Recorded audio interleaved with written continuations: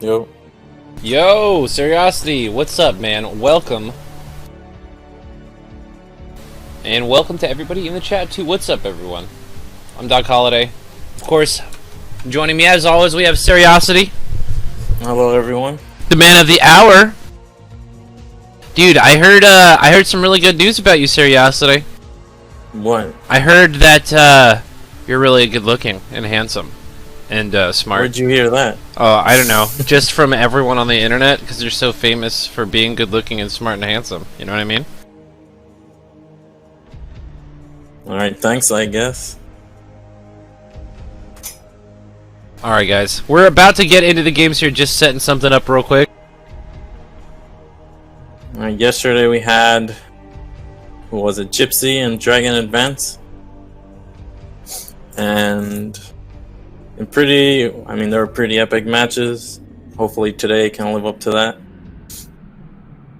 I saw a few people actually donated to the prize pool directly. I think Starfucker, of course, and several actually used the survey quest on Maturino.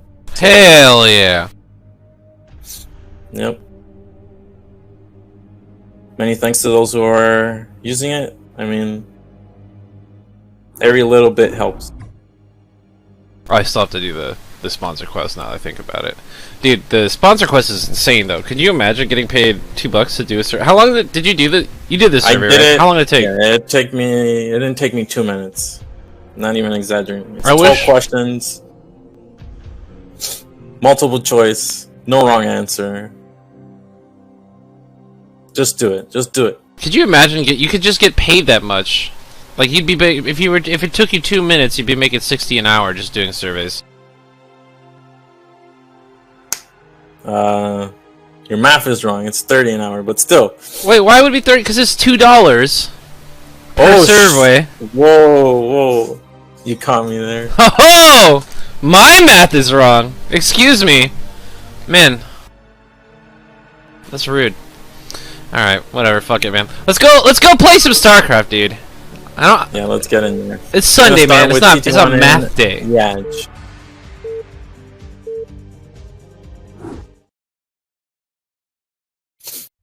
What up, Keen? Welcome to the stream, dog. Did it switch? It switched, but it's black. What the heck? Okay, there we go. Alright, here we go. Ladies and gentlemen, welcome to your game number 1. In the bottom left-hand corner, spawning as the blue Protoss, we have TT1. And in the bottom right corner, we have the brown Zerg, Yaj. So hella people been talking mad shit about Yaj. Not really, but a lot of people do seem to... Well, maybe one person. Yeah! Are we talking about ending? Is that who we're talking about? That's what we're talking about. Generally, though, I think a lot of people don't respect Yaj. I think it's because he has the inability to grow hair on the top of his head, personally. I mean, I don't really respect anyone without hair on their head, you know what I mean? But... Yeah. But he's actually, I mean, he's had so many good showings at NASL. I have no idea where people get this idea that he's like some like low tier player. I mean, he's certainly not the top of the players, at the top of the list of the players in NA, but you don't make it to the semifinals twice if you're some scrub in any tournament. Certainly. So, I mean, he's due some respect based on his past performance, and I mean, even in this current season, he's looked about as strong as ever. And now we have him facing off against TT1, who probably is considered the strongest player in North America. I mean, if you ask, I think most people would predict this to be a pretty one-sided series, but never count out Yaj. He's always gonna mix things up. Here we have him going for the 11 hatch, and the 11 hatch is like, I wouldn't say it's a counter, but it's the build you want to do when you're facing one gate. Yeah, it's certainly a great concession to it. The only build that I'd prefer to be doing versus a one gate would of course be a 9 hatch 9 pool, but that's kind of like a really hard read. So you don't normally go for that. Alright, so TT1 is doing the build he did against Tide 2, where he cannon rushes on top of his 1 gate. So he just has to hide this a little bit so the drones don't get pulled off the line immediately and start harassing the cannon. I actually love this because no one expects this on Sylphid since you can't cannon rush behind the minerals. Yep. So you don't think to go check. The difference in this game and the game against Tide 2 is this is an 11 hatch, not a 12 hatch. So we're gonna have slightly faster lings, yeah. Slightly faster lings, and I think TT1's pylon was slightly delayed. As a result, its cannon is slightly delayed. Sunken is already down. This is key. If this Sunken can get up in time, these cannons will be shut down pretty effectively. Wow, the drone's really focusing down these probes very well. But I don't know. Had a single probe. Okay, we have some drones going down finally. First cannon does get shut down. Oh my god, and the Sunken's done! This is damn near a flawless hold. Of course, we have how many drones do we have left? Why do we have drones chasing the probe? They need to come back. I actually don't know. That makes no sense at all. Yeah, very weird decision here. Step back. I think maybe Yash was just a little preoccupied dealing with his zealot in his main. Alright, so this is I mean, Yaj is in a great position now. He has an expansion, shut down the rush. Sure, his work count is lower, but he'll make that up in no time with 2 hatcheries. And in the meantime, TT1 actually has to be worried about this amount of lings.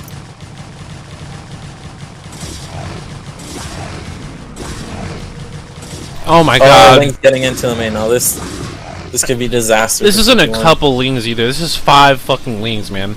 This could fight a zealot and still get a bunch of drone kills or probe kills.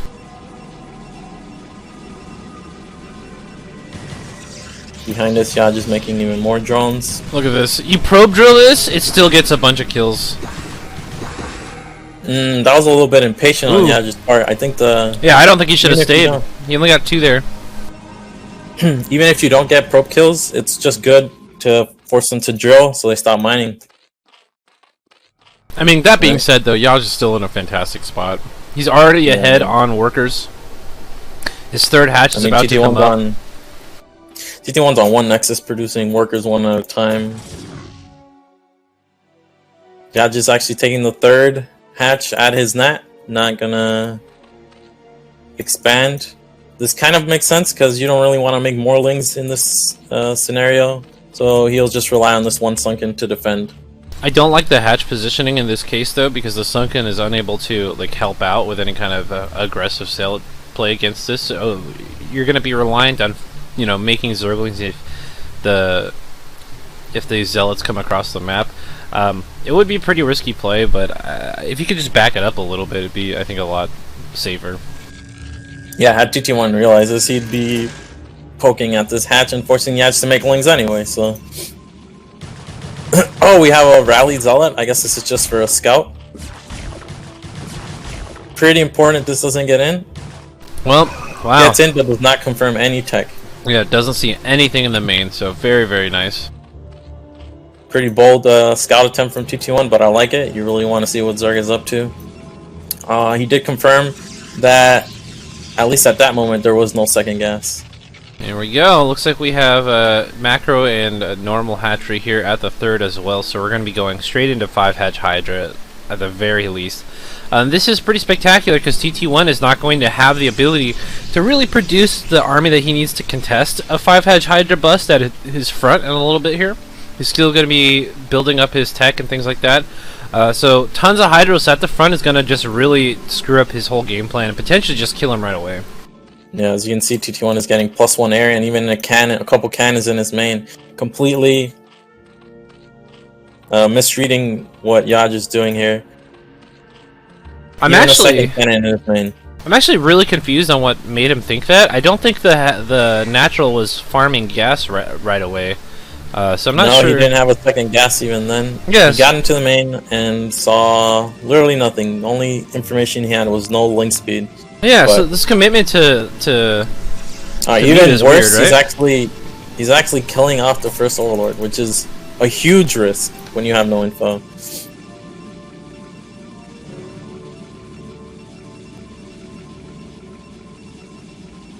I mean, killing off the Overlord is good, but not at the cost of the earlier scout. Yeah, especially That when you Overlord think is it's likely Mina. to die anyway.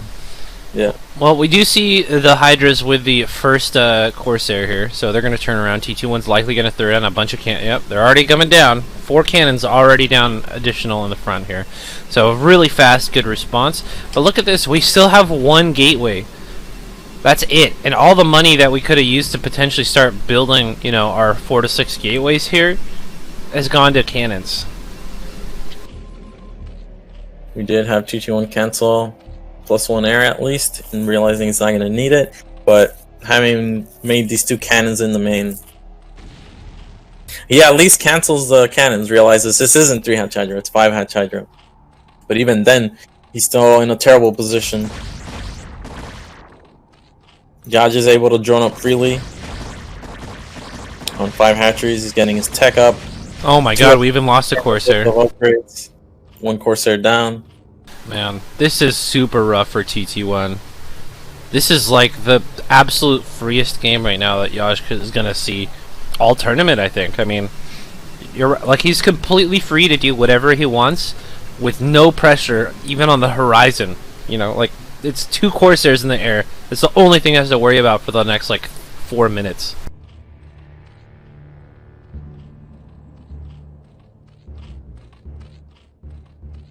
The second evolution chamber, and it's something you normally see, but I think something Yaj is more likely to do than a regular Zerg.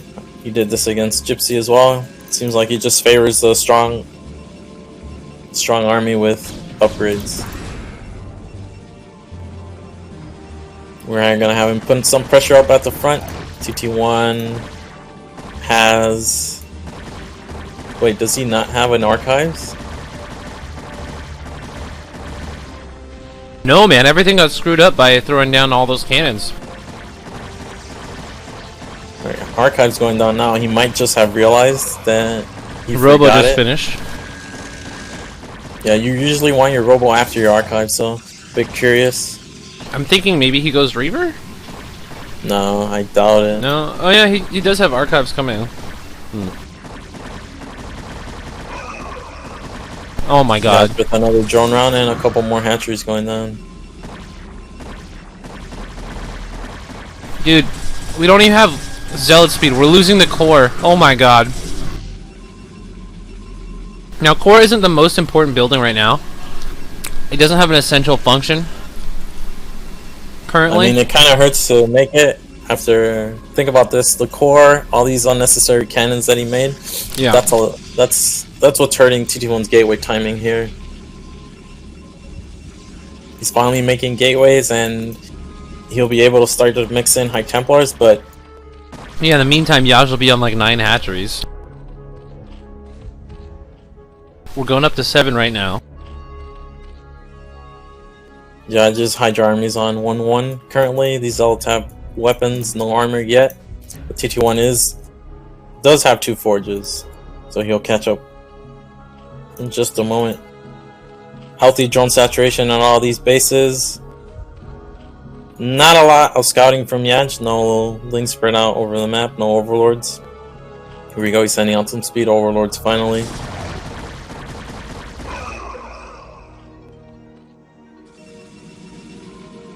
Looks like this shuttle from TT1, he's probably going to try to get a DT drop into the main, but fortunately for him, in these positions, there's not a clear path where you could do this unscouted.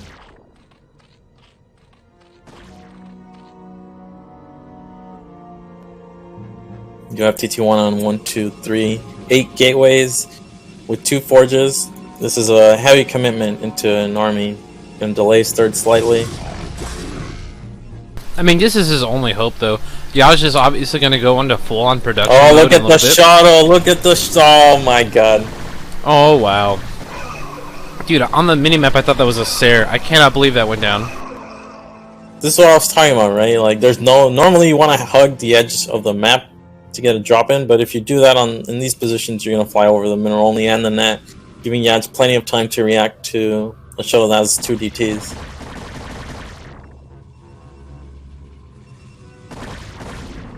Dude, what is going on right now? I feel like Yaj has like some deity watching out for him. This game has gone so completely upside down for TT1, man. Every little thing that could have possibly gone wrong has gone wrong.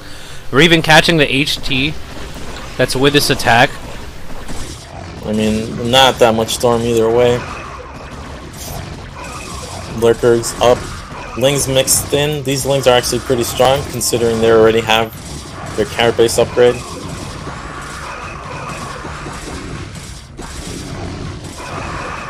Oh man. TT1, I mean, somehow wins that army. I mean, that fight only because Yaj's army is not unified. It's all over the place. But yeah, once he gets to Yaj's rally, he's gonna have to pull back. All of Yaj's bases just looking super good, very healthy, good drone counts. We have access to lurker tech, so this big zealot composition is not going to do anything. Oh wow, in the meantime, I didn't even notice this. Yaj set up a big lurker container outside of the natural. These zealots are coming in, but they're still zealots, and so this is going to be a ton of bad resource trading for TT1. Looks like they're doing respectably well. Most of the zealots end up surviving with just a little bit of HP left. They are going to be super bruised up here, and here comes the big fight. Now that Yaj's whole army is fighting against almost no HP zealots, I feel like this is going to go pretty dang good for him, man. Yeah, even with no support, these lurkers did a ton of damage to the zealots. I'm really honestly not sure what's making Yaj just not go kill his opponent right now. I feel like this is big, one of the big things that the foreign community needs to get better at is just killing people. Because right now, Yaj, I mean, there's like 4 zealots here with like no HP. And then a couple of no energy Templar and some Dragoons. And that's it. That's all there's here. Like, look at this army from Yaj. He could just go kill. He doesn't need to keep droning. He doesn't need to keep taking bases. A couple of things. I mean, maybe he's ahead and he's enjoying this game, right? True. How often are you ahead against TT1? And he just wants to relish in the moment. He could, I mean, I'm pretty sure he realizes how far ahead he is. There's no way you don't. You've kept Protoss on 2 bases this long and you've been on 4. How long? But then again, it's not on Yaj to end this game. It's on TT1 to do something, so... Yeah. I don't know. I would just be worried about playing against TT1, man. He's like one of the most solidly mechanical players in the entire foreign scene. Like, he made it, I don't know if you know this, he made it to 1900 playing only Hydralisks in all matchups. How did he do in ZVZ? I have no idea how he did it. It happened, man. Okay, we have the big move out now, but it's not actually that big. With all storms gone and only Dragoons left over, this push has been effectively pushed back. Again, Yaj is not using his entire army though. Yep. On the back end though. His rally. On the back end, he is screwing up TT1's rallies. He's killing this third attempt once again. He got some probe kills. I mean, TT1 is probably just pulling his hair out right now. This has got to be so annoying. Yeah, this third looks like it's going to be cancelled. Maybe not, because these aren't cracklings. They're just regular old Lings.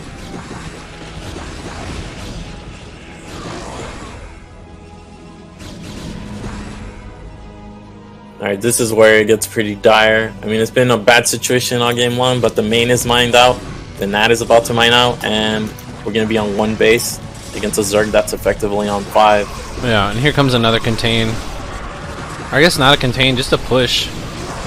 A bit sloppy from Yaj with his units, but I don't think it matters anymore. I think he's trying to bait out storms with this attack here, because he's got so much left here at the natural. He has units at every base, basically. All it's going to take is 1 big fight where he can flank TT1, and then there's not much for TT1 to do. He does finally get this third up, but once his Nat mines out, it's going to be a 1 base Protoss. Yaj setting up for what's either a flank or a counter. Looks like a counter. It's going to take out that big third, super important base here. And Yaj is just waiting out the timer as his crackling is about 70% of the way done right now. And once that hits, I'm sure he's just going to go for it. I mean, he's been taking out the High Templars the entire time. There aren't any Archons with this army, so the Zerglings are going to be... First of all, they're very well upgraded Zerglings. I think they're at 2-2 or 2-1 right now. And on top of that, I mean, with no Storm or Archons, these are super effective units versus everything that the TT1 can produce. We're catching units at TT1's rally again. The third survives. Yeah. Quick reaction from TT1, spotting the counter and sending units immediately to defend. But Yaj has got, you know, a bit of vision everywhere, so there's nothing that TT1 can really do to sneak himself a victory out of, you know, with some tactical unit movement or anything like that. He's just basically, you know, stuck fighting head-on-head with Yaj's army, and this is just not ideal. Once again, a weird attack path where he's got most of his army splitting and going to the rally here. Oh, we have another link attack at the third, just before these cannons get up. And crack is done now, so the cannons are going to melt. Big attack here at the natural as well. Units getting choked up once again in the rally. Once again, the third survives for now, but...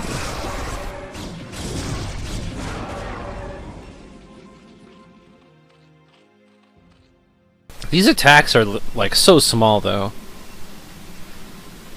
They're like 2 control group attacks every single time. Oh, looks like Yaj is loading up for a big attack here. And we're finally going to see a different kind of attack from Yaj. He's been relying on counters, and they've done their job, but haven't exactly ended the game. This drop could just end the game. Yeah. TT1's army is occupied out in the middle of the map. Yaj has enough lurkers from his other bases just to defend. He knows all he has to do is hold this. Yeah, and he honestly has plenty of production. Like, if he just makes cracklings out of everything, everything here dies. Here comes the big drop in the main. Tons of lurkers just chilling now. The big lurker pop that he made right as this attack was coming in has finally finished up here now. Cracklings all over the place, completely going unanswered in TT1's main. And that is GG. Game number 1 goes to Yaj. Yeah, look at even the Slorm man in chat. Yaj is way better than I thought. I told you, man, he's good. Now, don't get me wrong. A lot went wrong for TT1, especially in the early game here. He made a horrible prediction, thinking Muto was coming. He thought, you know, he made a lot of mistakes in the early game. The cannon rush got completely squashed. But certainly Yaj, you know, followed up on his advantage there and did a really great job. So not a player to be underestimated for sure.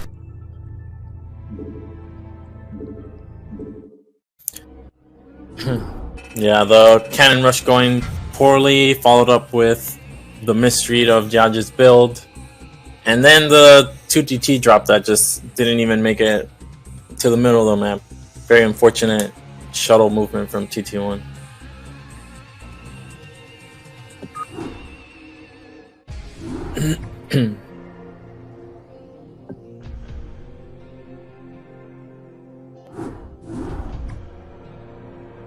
And with that, we have Yaj as the victor of game 1. Gonna be up 1-0. Now, I was doing a little studying. What do you think in a best of 5, a game 1 winner, how often do you think they're gonna win the series? 80%? 70%? Yeah, it's something like 85% of the time. Now, this is different than if they're equal players, because usually the game 1 winner is the better player, just because he's more likely to win. But the game 1 winner goes on to win something like 85% of the time in a best of 5. Well, something a lot of people seem to take for granted is that tempo really does make a big difference in your psychology as you're playing out. The more you win, the better you're typically going to play. And the more you lose, the worse you're going to play. So it has a huge snowballing factor just winning the first game. Of course, as you said, the predictor, or the first game is somewhat a predictor of skill as well. But just having a win under your belt lets you play a lot more confidently, lets you consider your options with more clarity. I think overall it plays a huge a huge portion of influence on the way that you're thinking about the game as you go into the next games of the series. Yep. Now we have the map match point, TT1's pick. We've seen only Protosses pick this map in this tournament, and for good reason. I think not only does it suit TT1's style, where you're gonna more likely end up seeing macro games on this map, but it's just a good map for Protoss overall. Alrighty, Yash starting out with a normal pool timing here, and this is gonna just allow him to not get his natural blocked for infinity years. We have TT1 with the Pylon Scout, pretty safe.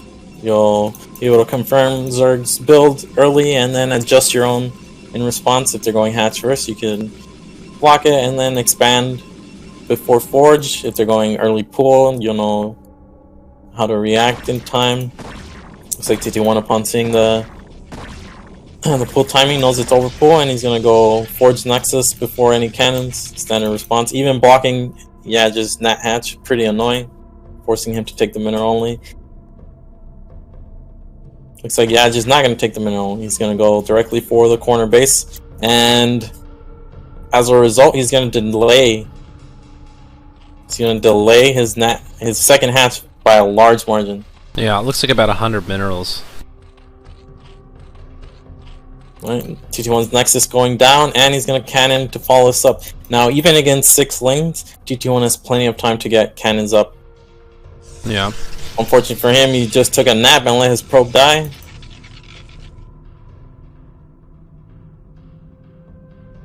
That second hatch is going down. Looks like he's only going to commit to 6 and then drone up behind this. 6 lanes will force TT1 to... Well, he should be making a second cannon here. He can get away with a single cannon if he blocks with a probe. But even then, he has to slow down the Lings from getting right on top of the cannon, otherwise it's gonna die. Just barely. Right. So TT1's one cannon gamble pays off because Jadge isn't attacking. You have to be careful against 6 even slow Lings. This is a 2-gap wall, but the probes, like the Lings, could get on top of your cannon and kill it with 4 Lings left over if there's nothing other than 1 cannon. Of course, TT1 sent his probe out and saw that the Lings weren't coming. Yeah, just content to keep these back to deny a scout, which is also pretty good.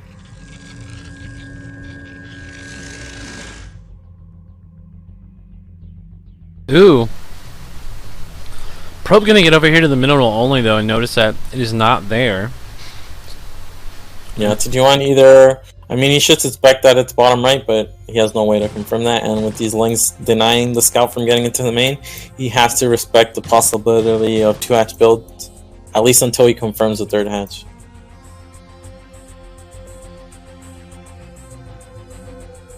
Looks like this was Zealot before Core. Not normal. Normally you want to get that Core instantly to get that faster tech up.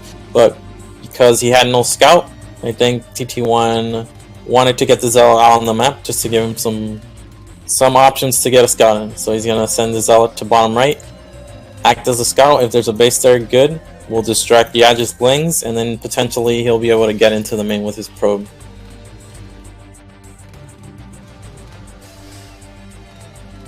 Alright, now it's the moment where we either see TT1 go Stargate or Citadel.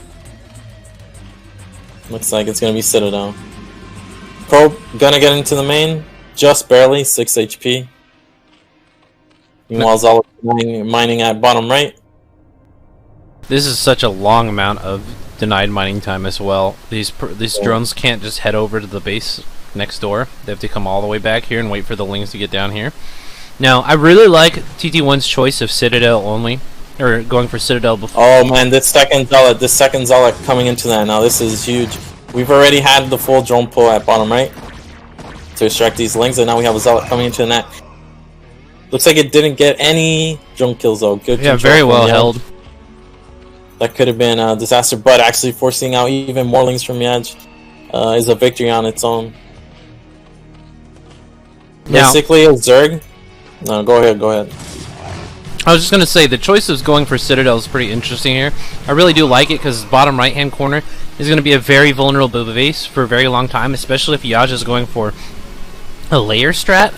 Because the mutas are just...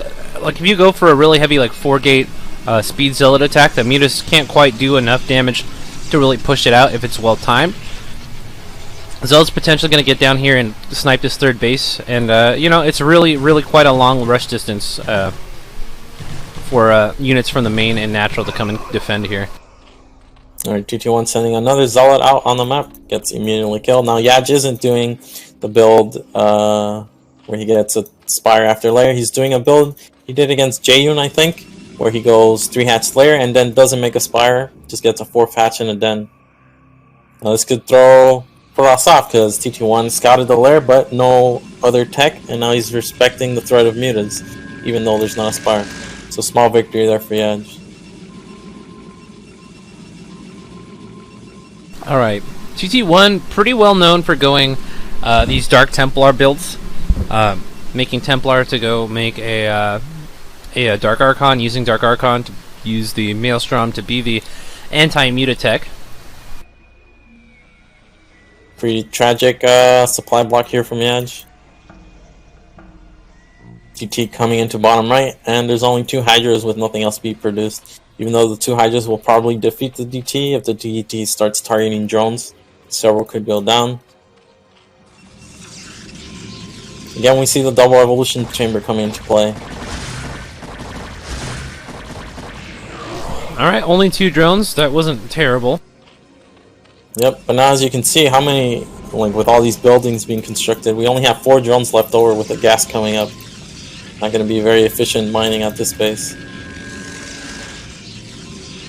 And in true TT1 fashion, he has really just not let up on the pro production, already at 52.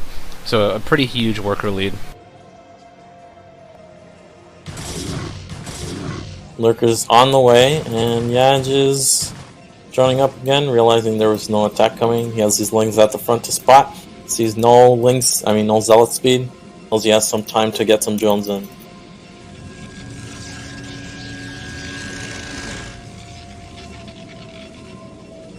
Large drone transfer coming into bottom right.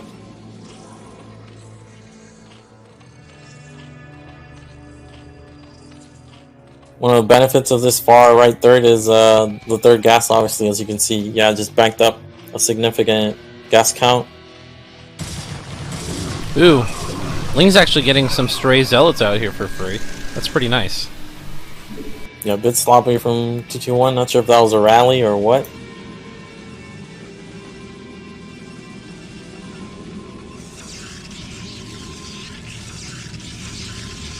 Well, the Dark Archon is finished.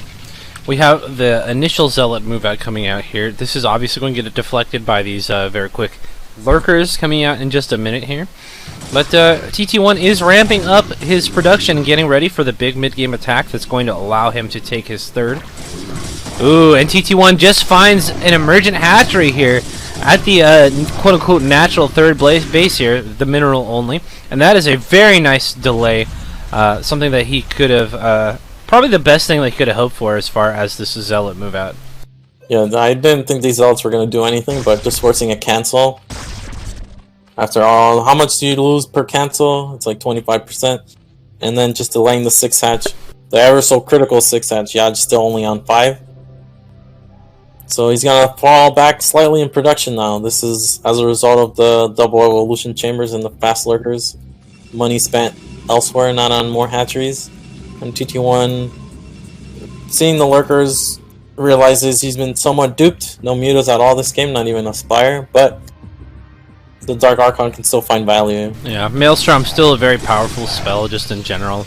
But yeah, that was pretty critical timing. The TT1 is going to be moving across the map very shortly here. And not having that additional hatchery worth of production getting started right away is going to allow him to just have a little bit more of a unit lead. Looks like Yaj is aware that the attack should be coming pretty soon here. Oh my gosh. Big group up. Oh man, that could have been a pick off on that Dark Arca. Okay. TT1 coming at this at a perpendicular angle. Oh my god, the entire Hydra army. Big ol' storm. There it goes. Oh man. That was huge. And we were just talking about how Maelstrom could potentially play a huge role here in TT1's army. And it certainly did. Dude, it would have been so funny if those drones had gotten that Dark Templar. Or that Dark Archon.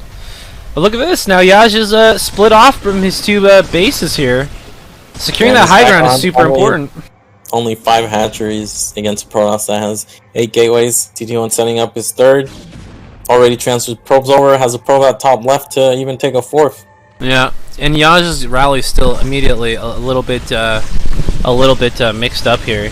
Units kind of walking through TT1's army. Not exactly the ideal situation. Oh my god, another massive Maelstrom! And there goes a huge amount of Hydralisk once again.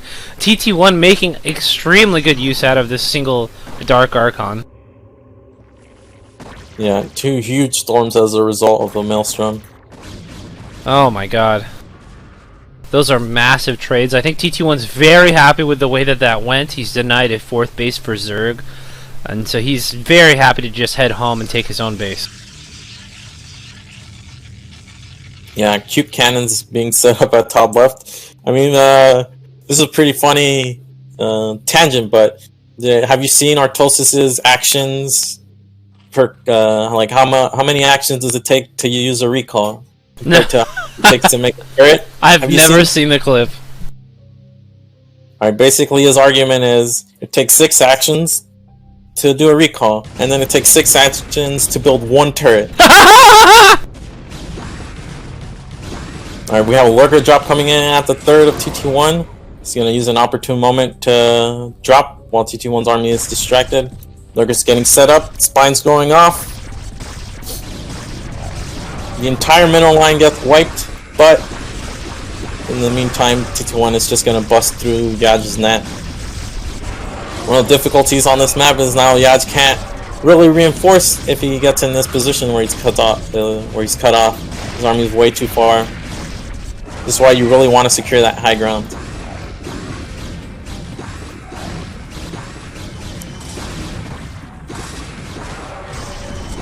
It's about 30 Dragoons. Once you get into this kind of number, it's pretty scary for Zerg. You really want to rely on lurkers or sunkens or high grounds. Alright, well, I feel like last game Yaj may have awoken the dragon a little bit here. TT1 in peak form in this game number 2. I still feel like Yaj could have definitely had this, but the catastrophic Maelstroms that were going off, those 2 just massive Maelstroms that picked off literally all his supporting Hydralisks, really turned the tide of every fight before they even had a chance to break out, unfortunately. Yeah, pretty strong mid-game army from TT1 here. This is as a result of his, like you said, immaculate probe production. So let's look at top left again. Let's look how many actions it took TT1 to deal with this one ling. He made 2 pylons, a cannon, and then the cannon wasn't in range, so he made another cannon. Action it takes to send a ling there. But you could just say, why didn't TT1 send 2 zealots to secure that base? Dude, I love Artosis, man. He's like the Ben Shapiro of Terran.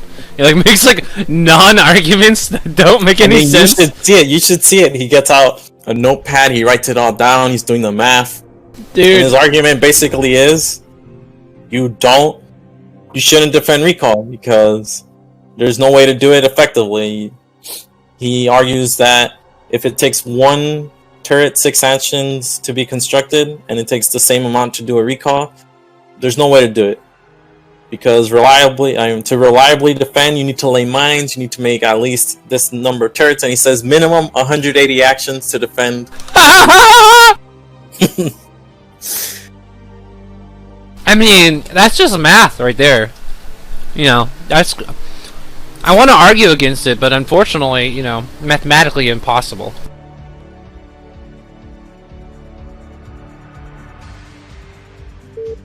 I'll look for the clip. It's pretty funny.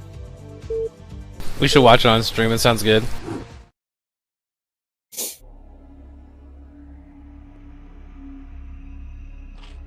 Alright, Alrighty, guys. Game 3. Here we go. In top right hand corner, as the purple circ, we have Yash. In the bottom right corner, we have the orange Protoss TT1. Now, after last game, I think we saw, even though TT1 made some mistakes with, well, not really sure there were mistakes. It was his choice of build. But Yaj didn't make a Spire, was never intending on going Spire, didn't make any Scourge or Mutas, and TT1 made 2 or 3 cannons in his main to defend from that, and the Dark Archon to counter the Mutas that never came. Despite all that, TT1 ended up in a very strong position in the mid game. And as we saw, that Dark Archon got ridiculous amount of value.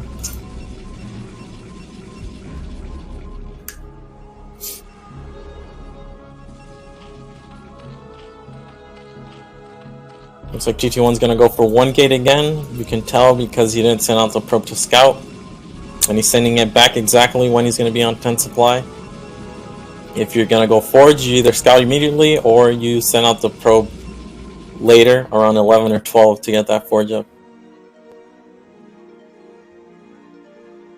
TT1 scouting for the Overlord path. This is pretty cute.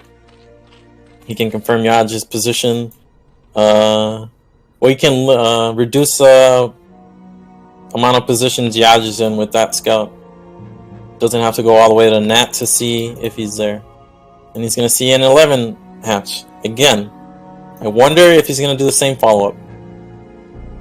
I don't think so, man. I mean, it's certainly stronger here because you can put the cannons behind the mineral line here. But, I mean, I don't know. That would seem to be a bit ballsy. Yeah, it's a risk, especially since Yaj's Overlord is already here. Looks like he's not going to do it. Oh, he's going to do it. But this is so late. Why is he doing it this late?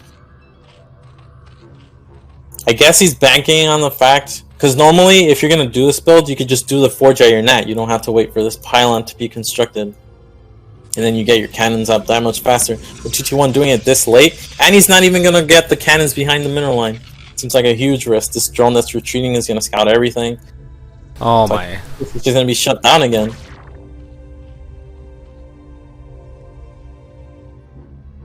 Probes being pulled, but Yaj sees with plenty of time what's coming.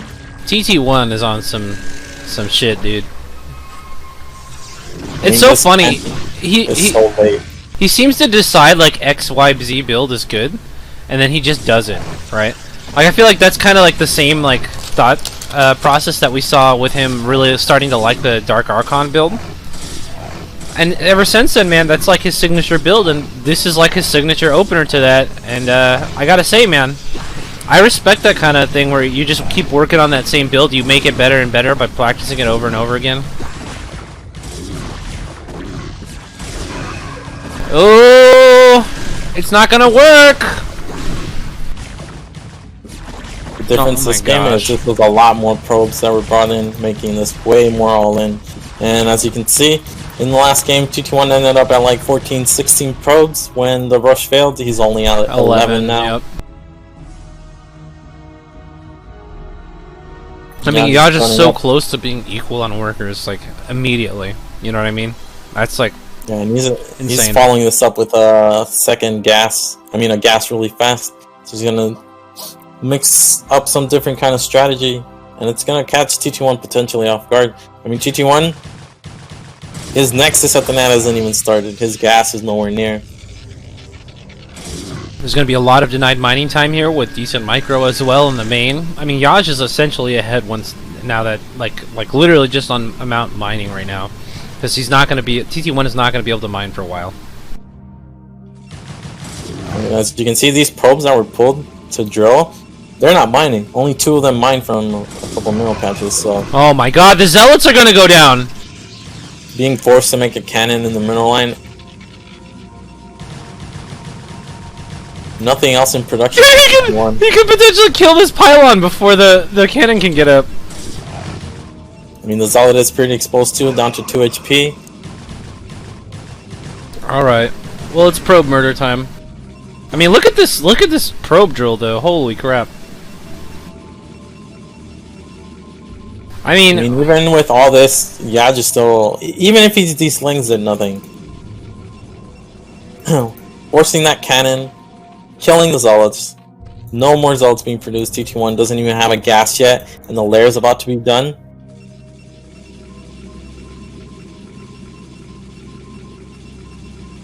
TT1's response to the 11 hatch, upon scouting it first, both games, seems a little suboptimal.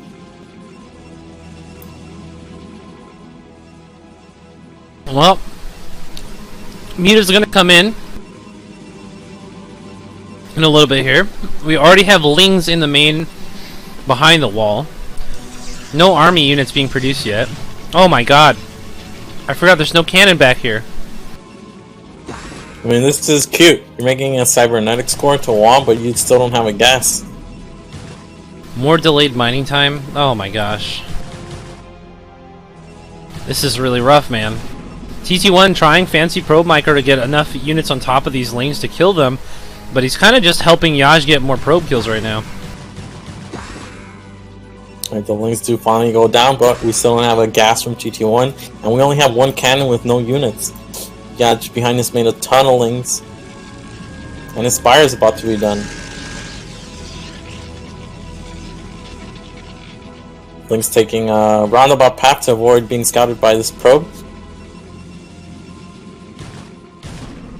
This is gonna really catch TT1 off guard, and he has one cannon. Honestly, do we even need the Spire at this point? Like, there's nothing to stop this. Alright guys, if you could raise your right hand in the air and kind of wave it back and forth so we can all wave goodbye to TT1. And there he goes. See you, TT1.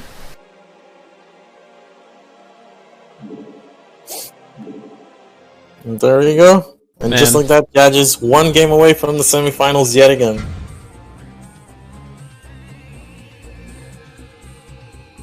Could you imagine though, if he had tried that cannon rush behind the mineral line instead? I feel like 2 cannons would have gotten up. I mean, I don't really understand. I wish TT1 was in the chat. Why isn't he doing this cannon rush faster? If you're gonna cannon rush and really commit, why is he waiting for the pylon to finish in the main to make the forge? He could just make it at the net instantly. Perplexed, honestly. And yeah, not making it behind the mineral lines when Yaj would have to commit a lot of actions, right? How many actions does it take to to get a drone through the mineral line compared to making cannons behind one? Yeah, something like 69 or so.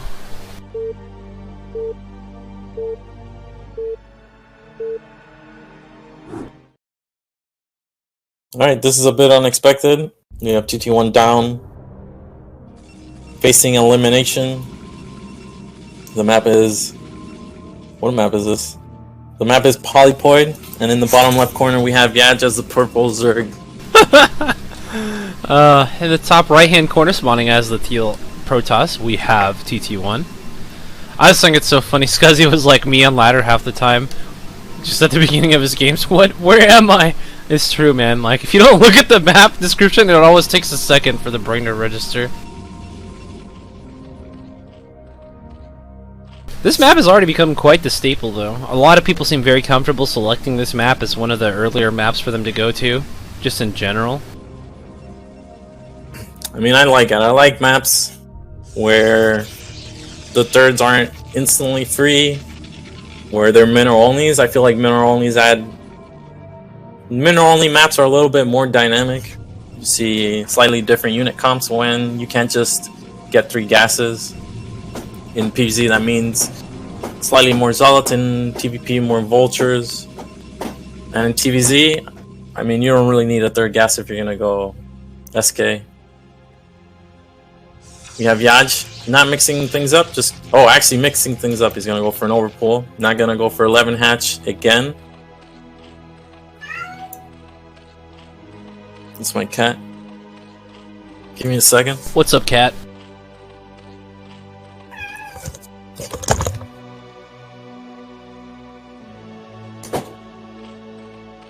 Anyways, overpool definitely going to be a an acceptable answer, let's say, to the gate first. Not the ideal that we've been seeing from Yaj. The 11 hatch is quite good.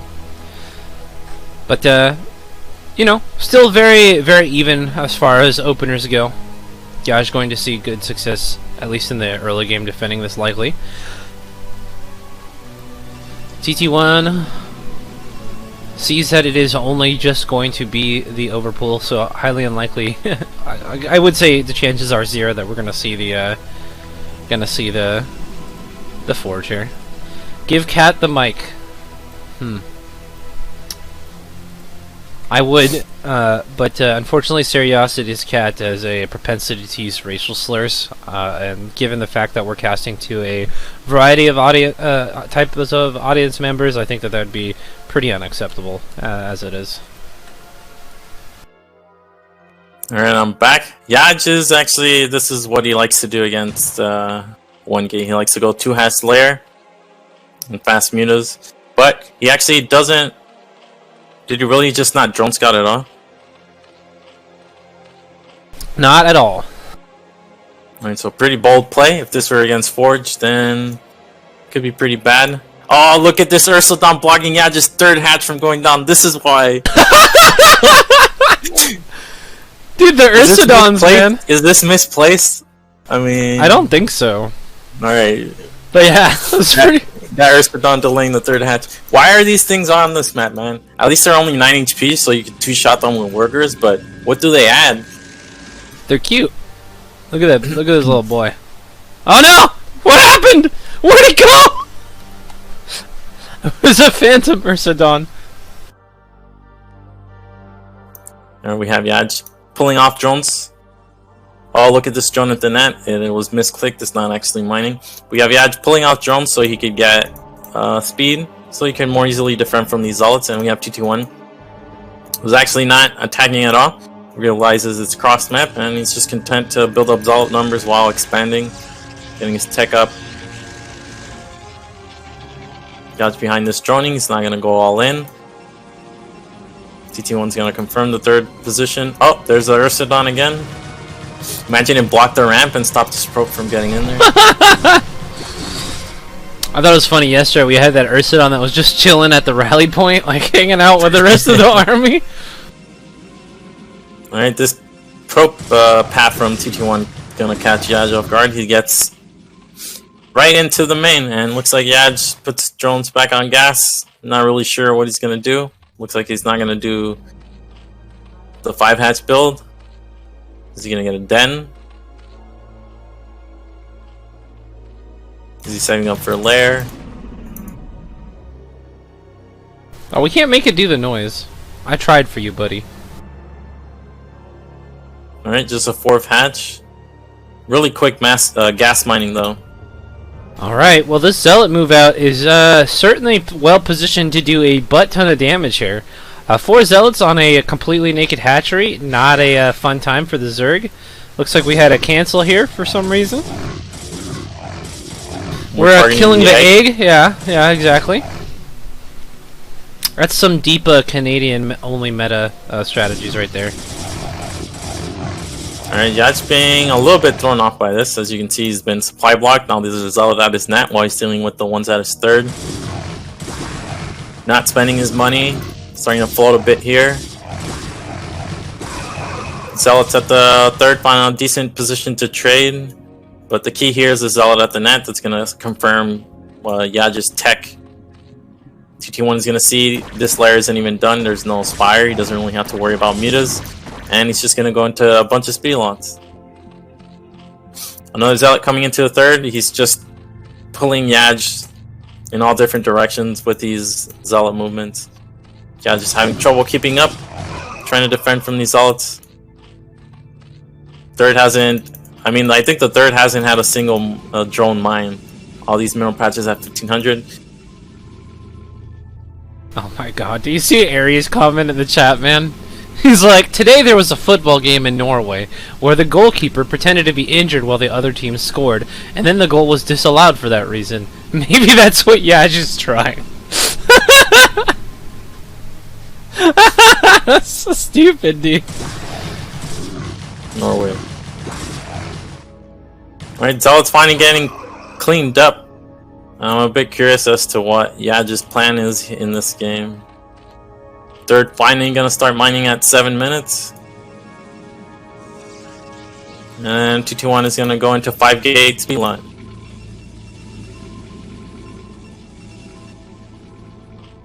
Oh, I know what he's doing. So this is TT1's A move build where he doesn't get storm. I've seen him do this a couple times where he's just gonna get a bunch of zealots, get +1, then start upgrading armor, and then he's gonna transition into goons. Not gonna worry about getting storms at all, just getting a large army with powerful upgrades and using as little actions as possible. First zealot move out is here. Now this is pretty deadly. This is 7 zealots and Yaj. What does he have? He has 2 hydras and about 8 lings. Creep going down, but looks like they're going to be slightly late. Zealot's already here. This is a disaster. Yeah, this is pretty rough.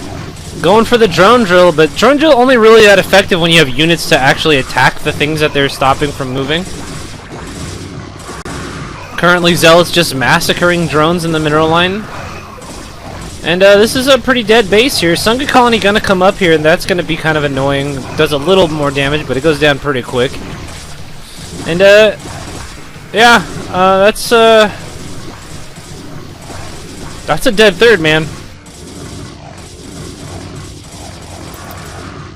Yep, TT1 didn't let up in this game at all with the pressure and won pretty easily, I would say. Yeah, quite a efficient early game here. It led to a pretty massive advantage. Yaj was like really reeling the entire game. Couldn't get his economy going. Didn't have any drones. Like, even if he had a couple more minutes to stabilize here, he wouldn't have been able to produce the army he needed to stop the 6-8 gate attack. I thought this was no rush 20, kind of rude by TT1. Very true. Very true. I think that as a result, TT1 will be banned from the future NASL tournaments. It's illegal to kill your opponent before 20 minutes.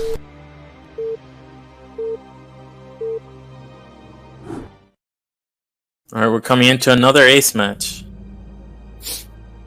And the map is Eclipse. We have TT1 spawning in the bottom left corner as the blue Protoss. In the top right, we have Yaj as the white Zerg. I think on this map, I think being 2-2, TT1 is going to take as little risks as possible. If we see another 11 hatch, there's no way he would do it again, right? There's no way. Having already lost twice. So. I don't think there's even really a reason to. I think TT1 can look back on the games of the series so far and really attribute his losses to just flukes and mistakes. You know, like almost all of the games, or I guess all of the losses, really, when you look at it, have just been result of just kind of silly, poor play. That's kind of uncharacteristic of TT1 as a player.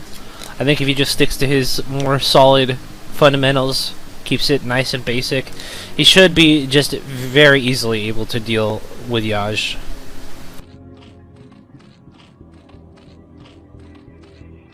Alright, so this is going to be a 1 gate. Yep, another 1 gate.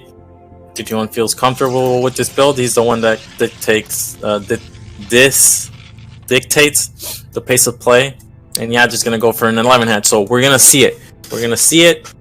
If TT1 is bold enough to do the same thing he already failed with again. 11 hatch going down on this map. It looks like, yep, you can cannon rush. I think only one cannon fits behind the mineral line here, though. Will he do it? Will he do it? I kind of want to see him do it. How bold would he be?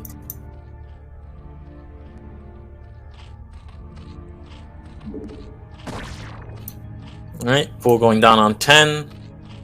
And looks like TT1 is not going to do it. Just going to play standard from this. Now you could go 1 zealot, into Nexus, or you can never stop producing Zealots. Just keep that aggression up early game. TT1 being annoying with his probe. Yep, we have a drone about half health.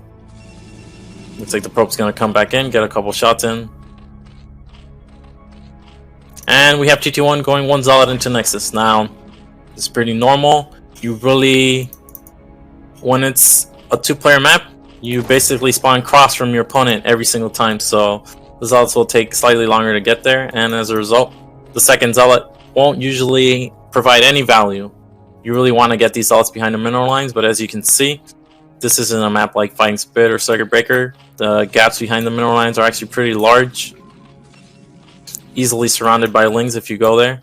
And TT1 is content to just get the Nexus immediately after 1 Zealot.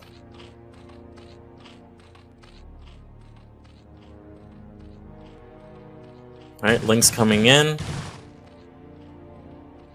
How many Lings remain? Looks like 8. Yeah, it's getting up that second gas. I mean, that first gas immediately. TT1 has to stay in this main, and he sees that it's 2-hatch lair. This is a pretty big, this is pretty key. This is an unorthodox build from Yaj, but it's something I've seen him do a couple of times.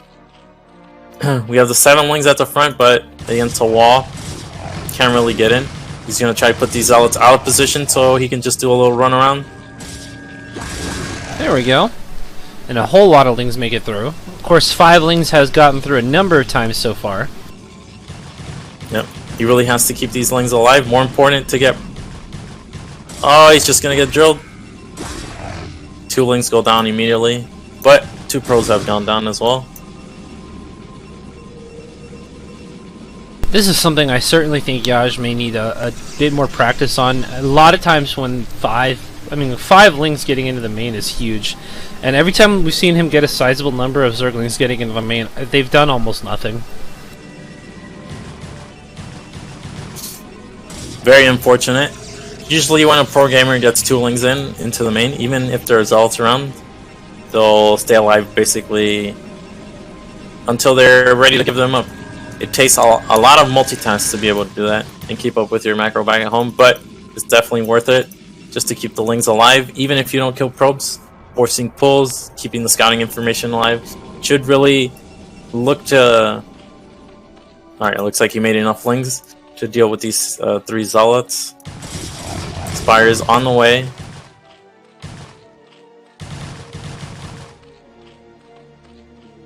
Looks like a bit of a concession from TT1 getting this cannon in the main.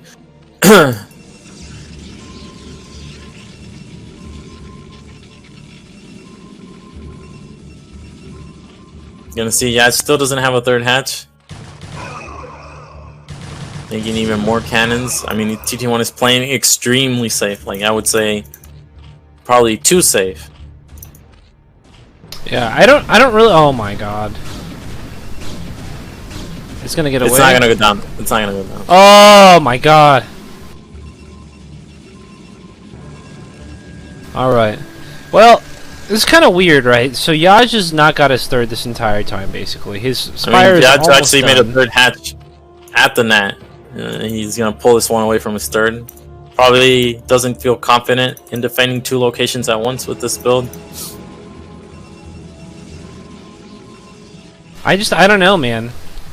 I don't think this is going to work out at all. TT1's got double cannon in both his bases. Stargate's already just about finished here.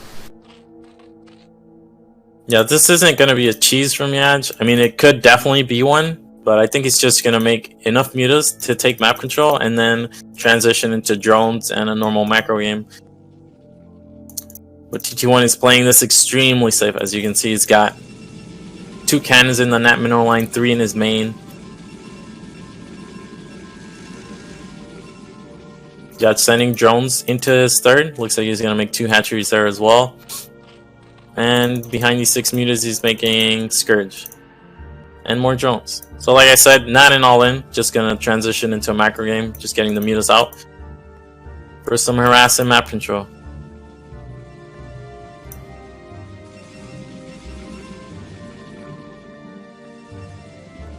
course, the mutas could potentially help push the natural really hard. Oh my gosh, and like they find this. the range, yeah, 3 cannons. That is not how you want to do it. Oh, the Corsair's being chased by Scourge. The Scourge AI is so dumb that it just flew over a Corsair without actually Yeah, it doing chases the far away one. Oh my god, are you serious? You already have a muta dying? This is not the build. This is not how you want this build to go, let me tell you. You have more drones being made, the 2 hatcheries going down, and yeah, just 3rd. We're jumping up to 5 hatcheries, but in a normal game, you already have these 5 hatcheries up with a 6th one going down now. So, I mean, TT1 is also slowed down as a result of all these cannons, but another muta going down, and now these mutas are going to be 2-shotting probes instead of 1. I mean, TT1's position is looking better and better by the minute. Yeah, I don't know.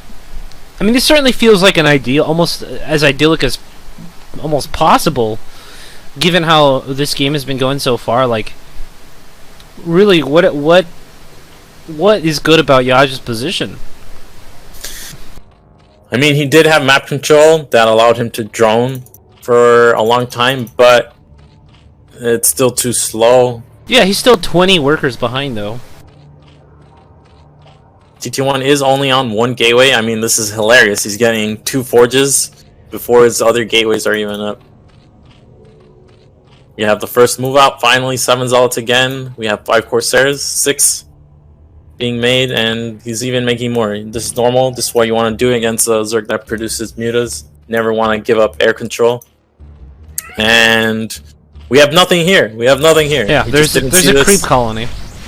Yay. I mean, this looks just like last game, basically. Yeah, yeah. TT1 just shows up. There's like a Hydra here.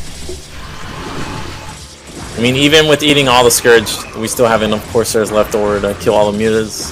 Yep, I mean, and at the natural, is there a Spore? No, there's nothing. We can continue to mop up additional Overlords. And that assumes that this base doesn't just immediately go down here. And there's plenty of Zealots still alive. So there's really no threat. Alright, well. And with that, TT1 wins. Yeah. He's on into the semifinals. Certainly a bit of an anticlimactic ending to the series here. Yeah, man, just things going really wrong for Yaj. I'm really not sure what the deal was with that build order, man. Alright, so we had a best of 5 where TT1 won all 5 games. He beat Yaj 3 times and himself twice.